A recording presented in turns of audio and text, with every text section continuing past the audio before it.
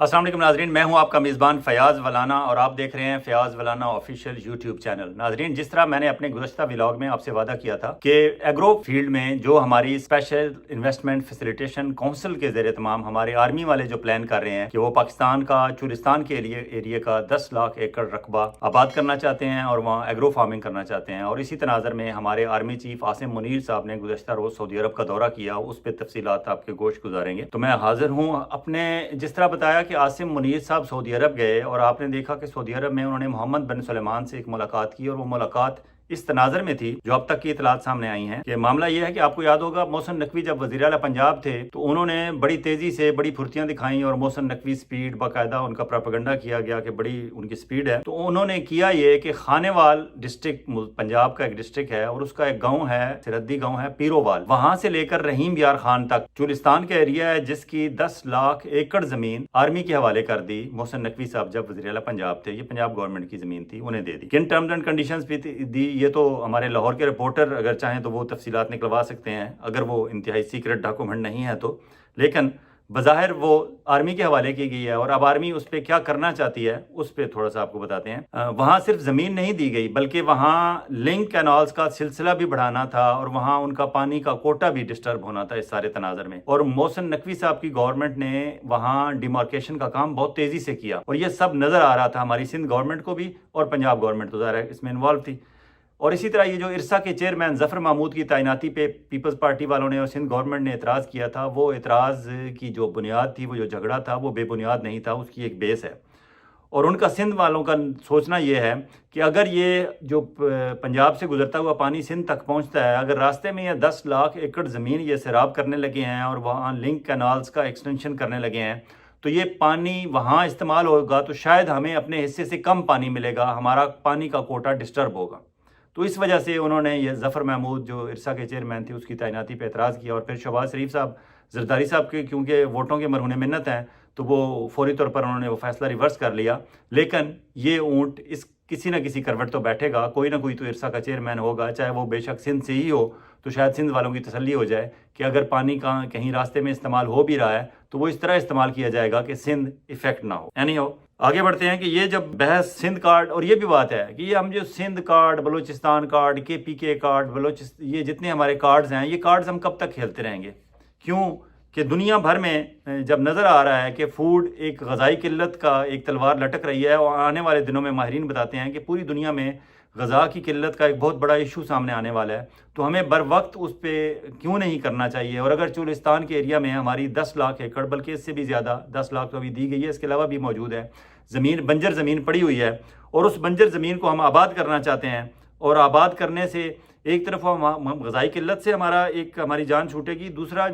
Food security का एक दुनिया में जो पैदा होने वाला है, हम कह सकेंगे कि हम वो कौम है जिन्होंने हमने बर वक्त ग़ज़ाई किल्लत के मामले को कंट्रोल करने के लिए और फूड सिक्योरिटी को यकीनी बनाने के लिए हमने इक़दाम कर लिए। और फिर हमारी 7 लाख फ़ौज जो उसको भी हमने मसरूफ़ कर लिया, तो ये 1 5 2 काज वो होगा। लेकिन नहीं हो, ये सारा कुछ ज़्यादा बेहतर होता कि अगर ये सारा काम कौम को और स्टेक होल्डर्स को और सूबों को एतमाद में लेकर किया जाए। लेकिन मसला ये है कि हम इससे पहले काला बाग डैम एक हमारा इशू था, कौमी इशू था, उस पर इतनी सियासत की हमने कि वो सियासत की नज़र हो गया। हालांकि अगर उस वक्त ये पानी का ज़िया जो अभी मुसलसल हमारा हो रहा है, अगर काला बाग डैम हम बना लेते वक्त पे तो पानी का ज़िया ना होता, एक दूसरा हमें सस्ती बिजली दस्तयाब होती। आज उस वक्त हमारे जो वापडा के चेयरमैन थे शमसुल मुल्क, और कई वापडा के चेयरमैन, शमसुल मुल्क का तो नाम मुझे अभी बरसबील तज़किरा याद आ गया, और कई थे जो दुहाइयाँ देते रहे कि काला बाग डैम से कोई नुकसान नहीं होगा, ना KPK का होगा, ना सिंध का होगा, ना पंजाब को कोई ऐसा गैर ज़रूरी फ़ायदा हो रहा है। फ़ायदा बिल्कुल हो रहा है लेकिन तमाम पाकिस्तान को फ़ायदा होगा और ये सूबों की सियासत से हमें निकलना होगा अगर हम एक बतौर कौम सोचें तो। लेकिन किसी ने किसी ना सुनी और शमसुल मुल्क वगैरह बेचारे दुआइयाँ ही देते रह गए। एनी हो, और फिर आज नतीजा उसका ये है कि हम IPPs के हाथों यरगमाल बन चुके हैं। ये जो इंडिपेंडेंट पावर प्रोड्यूसर्स हैं वो तेल से बनाएं,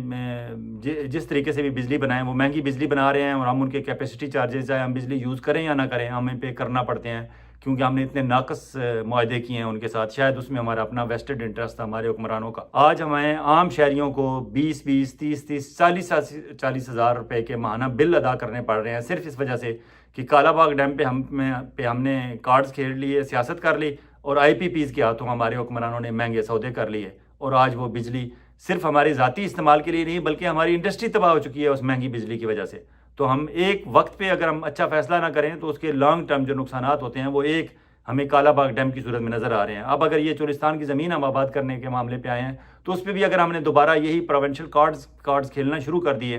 تو شاید ہمیں آگے چل کے جب پوری دنیا میں ایک فوڈ سیکورٹی کا ایشو ہوگا تو پھر شاید ہم پچھتائیں۔ لیکن بر وقت اگر کسی نے اس طرف سوچنا شروع کر دیا ہے تو آگے بات کرتے ہیں کہ اس میں ہو کیا رہا ہے، اچھا کیا ہو رہا ہے، برا کیا ہو رہا ہے، کیا کیسے ہونا چاہیے، کیسے نہیں ہونا چاہیے۔ واپس آتے ہیں اپنے موضوع کی طرف۔ تو یہ 10 لاکھ ایکڑ زمین جو بظاہر بریگیڈیئروں کو اور جرنیلوں کو نہیں دی جا رہی، میری اطلاعات یہ ہیں، یہ فوجی فاؤنڈیشن کا ایک ذیلی ادارہ بنایا جا رہا ہے جس کا نام ایگرو فاؤنڈیشن ٹائپ کو رکھا جائے گا، اور یہ ان کے حوالے کی جا رہی ہے 10 لاکھ ایکڑ زمین، اور وہاں اس بنجر زمین کو آباد کرنے کی ذمہ داری ہماری 7 لاکھ فوج کی ذمہ داری ہوگی۔ اور اگر دیکھا جائے تو ہمارے فوجی جو ہیں، فوجی بھائی،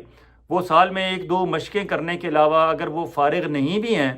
تو پھر بھی ان کے پاس اتنے انسانی وسائل موجود ہیں کہ وہ اگر اس پہ وقت صرف کریں تو یہ ہماری بنجر زمین آباد ہو سکتی ہے۔ اس کے علاوہ اتنی بڑی تعداد میں کوئی ہم فورس ایک دم تیار نہیں کر سکتے جو ہماری 10 لاکھ ایکڑ بنجر زمین، اور بلکہ اس سے بھی زیادہ کئی لاکھ ایکڑ زمین ہمارے پاس موجود ہے، وہ آباد کر سکے۔ تو اگر ہم فوج کو اس طرف استعمال کر رہے ہیں تو یہ بہتر بات ہے، یہ غلط بات نہیں ہے۔ ہاں، ٹرمز اینڈ کنڈیشنز کیا ہوں گی اس پہ بات کرنے کی ضرورت ہے، اور وہ ہماری آرمی کو اور ہمارے DGI-SPR کو آ کے بتانا چاہیے کہ یہ کن ٹرمز اینڈ کنڈیشنز پہ یہ آباد کرنا چاہتے ہیں۔ یہ خفیہ سلسلے کو بہتر نہیں ہوتے، خواہ مخواہ لوگوں کے ذہنوں میں یہ شکوک و شبہات پیدا ہوتے ہیں کہ شاید کچھ غلط ہو رہا ہے،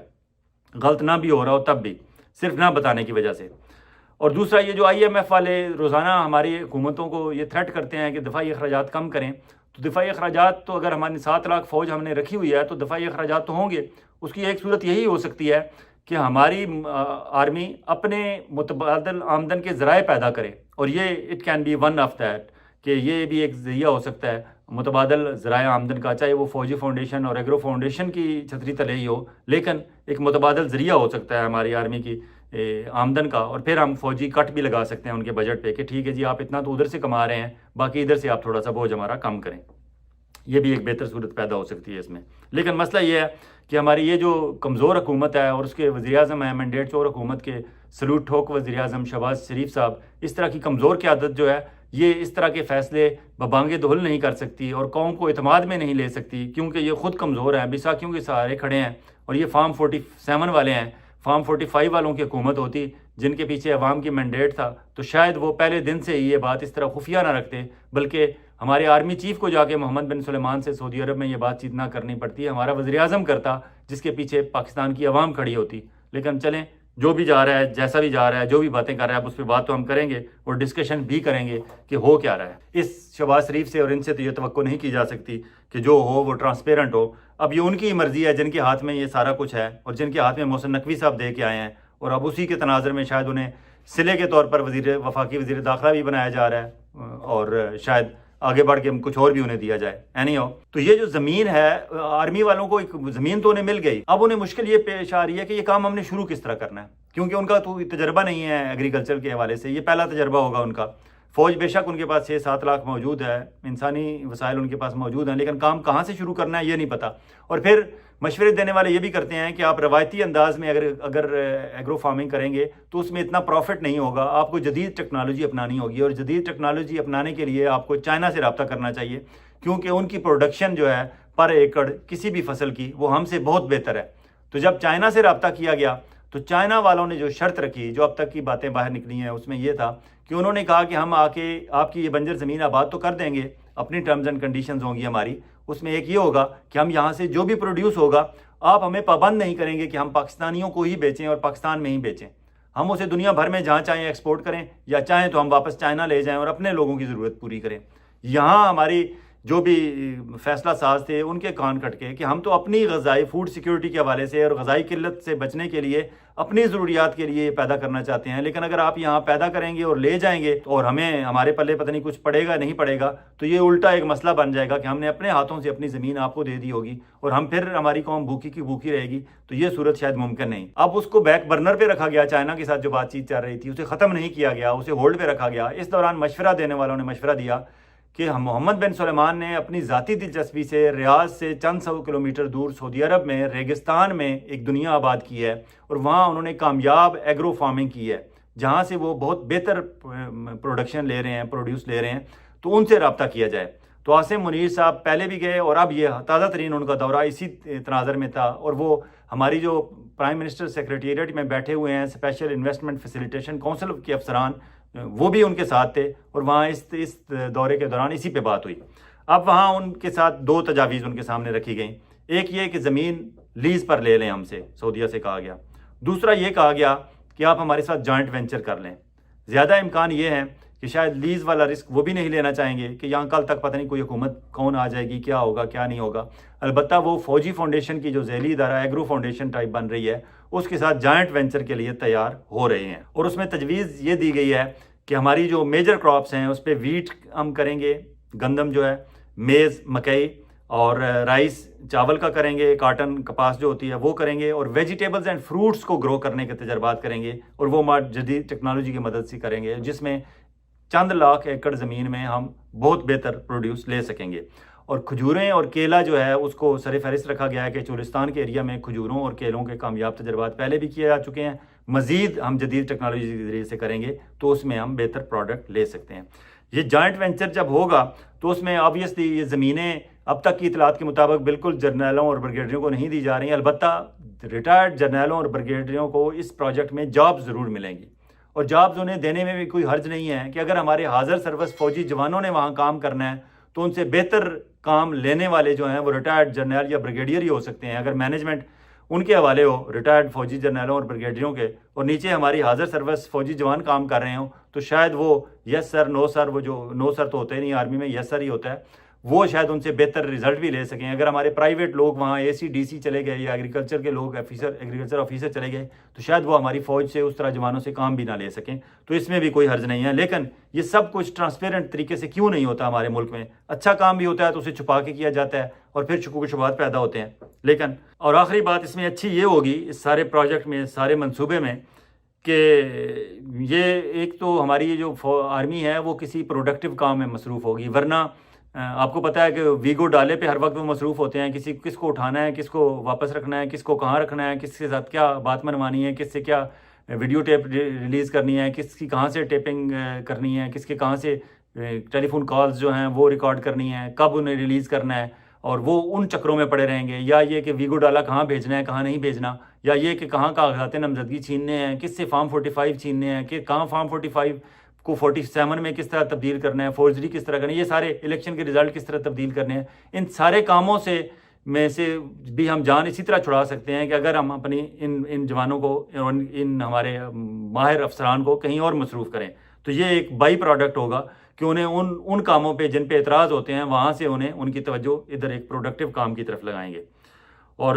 مزید تفصیلات جو اس ایس ایف اسپیشل انویسٹمنٹ فیسیلیٹیشن کونسل کے ذریعے تمام سعودی عرب کی مدد سے جو ہم ایگرو فارمنگ جوائنٹ وینچر کرنا چاہتے ہیں، اس کے سلسلے میں مزید جو تفصیلات آئیں گی ہمارے پاس، ہم آپ کے ساتھ شیئر کرتے رہیں گے۔ لیکن آپ کو یہ بتانا تھا کہ یہ جو محمد بن سلیمان سے ملاقات ہوئی ہے ہمارے آرمی چیف عاصم منیر صاحب کی، وہ اس تناظر میں ہوئی ہے، اور اس تناظر میں یہ جو کام ہو رہا ہے، یہ جو سلسلہ ہو رہا ہے، یہ بظاہر کام تو ہماری شہباز حکومت کا تھا اور ہمارے ISPR والوں کا تھا کہ وہ آ کے بتائیں پبلک کو کہ کیا باتیں چل رہی ہیں، کیا ہو رہا ہے، کیا نہیں ہو رہا۔ اور اب بھی یہ میرے تک جو معلومات پہنچی ہیں، یہ میں ایک عام سے جرنلسٹ ہوں جو اوورسیز پاکستانی جرنلسٹ ہوں، میرے پاس پہنچی ہیں، یہ تھوڑی سی میں نے اپنی ریسرچ کر لی ہے، لیکن یہ کام ہو رہا ہے اور یہ ہونا چاہیے۔ اچھا ہو رہا ہے، برا ہو رہا ہے، اس پہ بحث تب ہوگی جب سرکاری سطح پر آ کر اعلان کیا جائے گا اور قوم کو بتایا جائے گا واضح الفاظ میں کہ کیا منصوبہ ہے، کیا پلان ہے۔ محسن نقوی صاحب جب پنجاب میں تھے انہوں نے زمین تو دے دی آرمی والوں کو، لیکن انہوں نے کبھی آ کے نہیں بتایا کہ کن ٹرمز اینڈ کنڈیشنز پہ زمین دی گئی اور کن ٹرمز اینڈ کنڈیشنز پہ وہاں آگے ایگرو فارمنگ ہوگی۔ اور اب محمد بن سلیمان سے بھی اگر بات ہو رہی ہے، یا سعودی انویسٹرز لائے جا رہے ہیں، یا ان کے ساتھ جوائنٹ وینچر کیا جا رہا ہے، یا چائنا والوں کے ساتھ جو بات چلی تھی اسے کہاں روکا گیا ہے، کیوں روکا گیا ہے، اور اگر وہ دوبارہ واپس آ رہے ہیں، یا کچھ زمین چائنا والوں کو دی جا رہی ہے، کچھ سعودی عرب والوں کے ساتھ جوائنٹ وینچر کیا جا رہا ہے، جو کچھ بھی کیا جا رہا ہے قوم کو بتائیں، قوم کو اعتماد ملے۔ آپ اگر غلط کام نہیں کر رہے تو چھپایا کیوں جا رہا ہے؟ میرے خیال میں تو غلط نہیں کر رہے، لیکن اینی ہاؤ زیر بحث ضرور لینا چاہیے، اور ہمارے پاکستان کے جو میڈیا میں لوگ ہیں انہیں بھی چاہیے کہ اس پہ بات کریں اور بار بات کریں۔ اجازت چاہوں گا، بہت جلد ایک اور ولاگ کے ساتھ آپ کی خدمت میں حاضر ہوں گے۔ اس وقت تک آپ اپنا اور اپنے قرب و جوار کے لوگوں کا اسی طرح خیال رکھیے گا جس طرح آپ چاہتے ہیں کہ آپ کا خیال رکھا جائے. خدا حافظ.